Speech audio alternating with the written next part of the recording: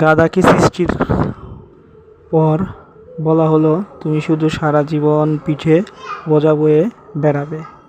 তোমার হায়াত হবে 50 বছর, আর তুমি খাদ্য হিসেবে খাবে শুধু ঘাস।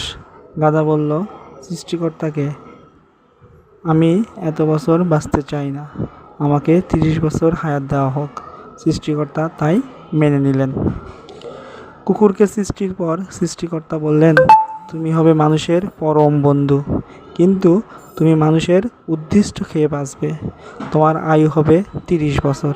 কুকুর বলল, আমি এত বছর বাঁচতে চাই না, আমাকে 15 বছর দেওয়া হোক।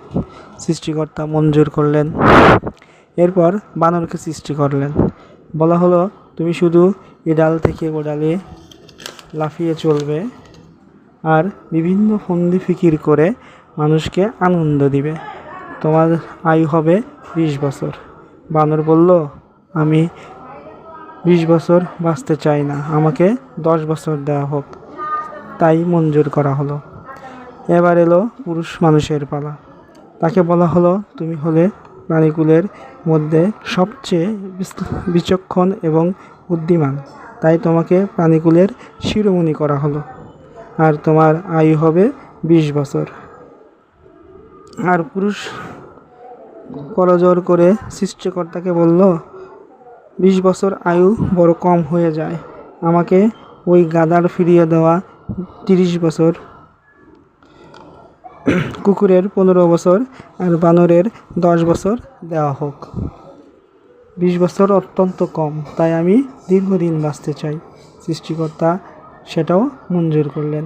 সেই থেকে ছেলেরা পুরুষ মানুষের হয়ে বাঁচে 20 বছর, আর পরের 30 বছর সংসারের গাধার মতো খেটে মরে, আর বাকি 15 বছর ছেলে মেয়ে যা দেয় তাই কুকুরের মতো উদ্দিষ্ট খেয়ে বেঁচে থাকে।